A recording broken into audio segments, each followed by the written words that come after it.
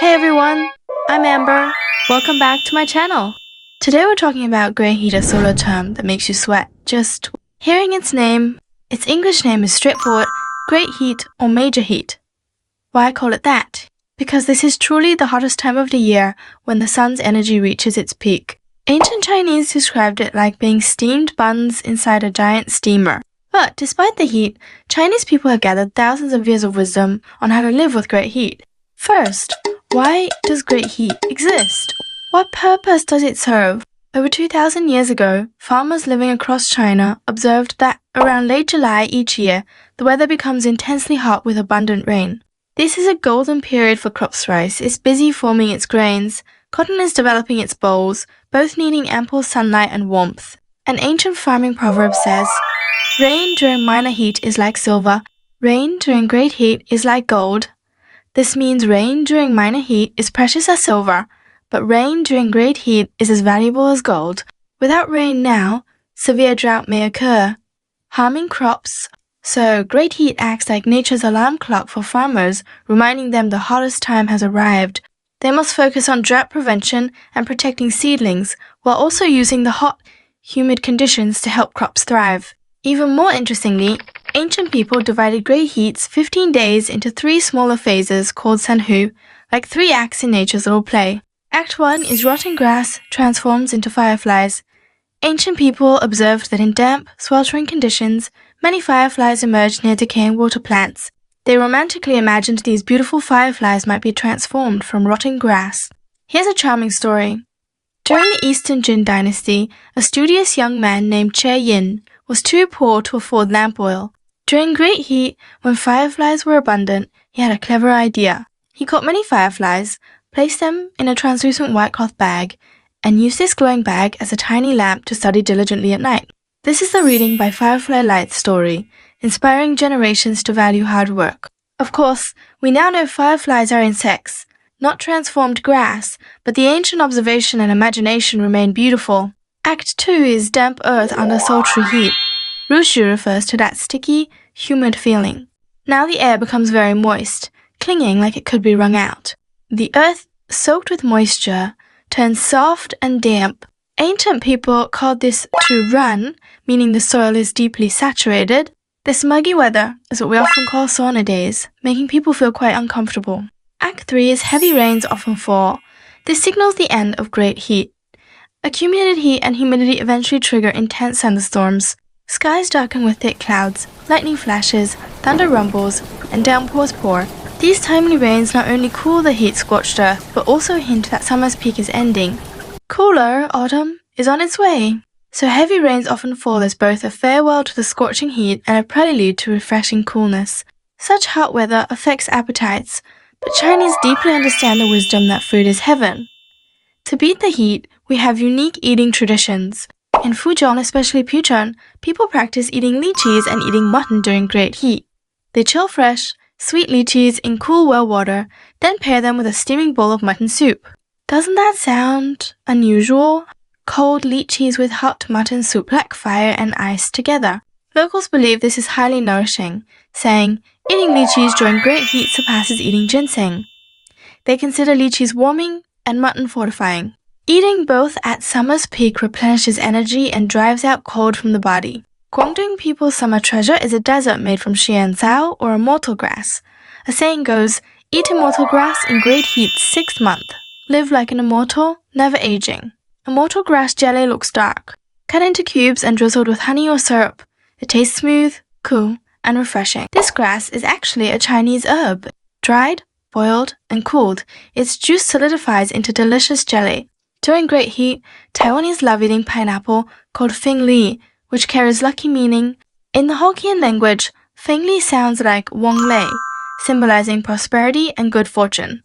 So, eating pineapple during great heat invites blessings, hoping for thriving careers and lives. They prepare pineapple in refreshing dishes like pineapple salad or pineapple slushies. Sweet tart juiciness revives heat-suppressed appetites. In Shandong and northern regions, drinking summer mutton, meaning mutton soup, is popular during great heat, especially the Sanfu dog days. This is their health practice. They believe the hotter it is, the more one should drink hot soup. Sweating profusely expels cold and dampness trapped inside. Fighting heat with heat better withstands summer and counters modern air conditioning sickness. A steaming bowl of mutton soup sprinkled with cilantro, followed by a good sweat, leaves you feeling wonderfully refreshed. Finally, a widespread tradition, especially in the south, is Zhejiang or sun, drying summer ginger. Fresh ginger is washed, sliced or mashed, then mixed generously with brown sugar. During great heat's fiercest sunshine, it's sun-dried for 3 days. Solar heat fuses ginger and sugar into a dark brown, caramel-like paste. Stored sealed in jars, it's used in winter dissolved in hot water. This sweet, spicy, warm drink is said to effectively drive out cold and warm the stomach. Beyond food, ancient people created customs for hot weather. In coastal Zhejiang, a grand tradition called sending off the great heat boat exists. Fishermen pray for safe voyages, good weather, and protection from typhoons. Every great heat day, they hold a solemn ceremony. They meticulously craft a sizable wooden boat not life. Sized but substantial, some weighing hundreds of kilos or even a ton, loaded with offerings like chickens, ducks, fish, meat, grains, and fruits. Strong villagers carry the boat in a lively, drum-beating parade to the shore. After coastal rituals, they set the boat alight, letting tides carry it away or burning it on the beach. This spectacular, bustling seaside carnival embodies fishermen's hopes for safety and abundance. Long ago, during the Tang and Song dynasties, officials enjoyed heat holidays. Tang emperors decreed holidays during food days.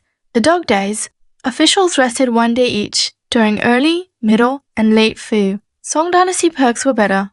Holidays plus government issued ice and cooling drinks. Another wildly popular ancient pastime was cricket fighting. During great heat, male crickets in fields grew exceptionally active and combative. People caught strong-looking fighters, keeping them in small clay pots. At leisure, 2 crickets were placed in 1 pot. Specially made grass stems tickled them into battle. Spectators watched eagerly, even betting on winners. Cricket fighting thrived in the Tennis dynasty, delighting everyone from nobles to commoners. Great heat, scorching heat, is tough on our bodies.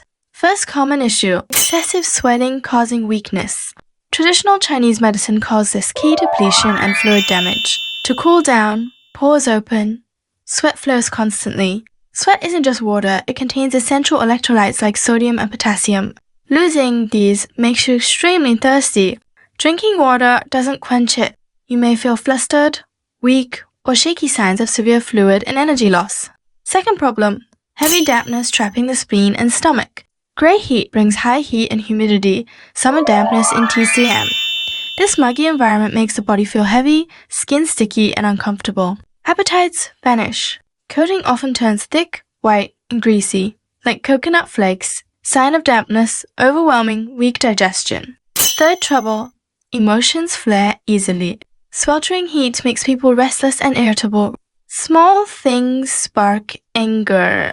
TCM terms this yin fire causing harm. It's not just moodiness, heat truly affects hormones and nerves, increasing anxiety. Keeping calm is crucial during great heat. For great heat eating, remember a simple rule. 3 to eat, 3 to avoid. Eat more bitter melon, dubbed nature's fever reducer.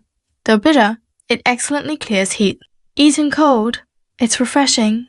Eat more winter, meal in high water, low calorie, diuretic and swelling, reducing. Perfect in soups.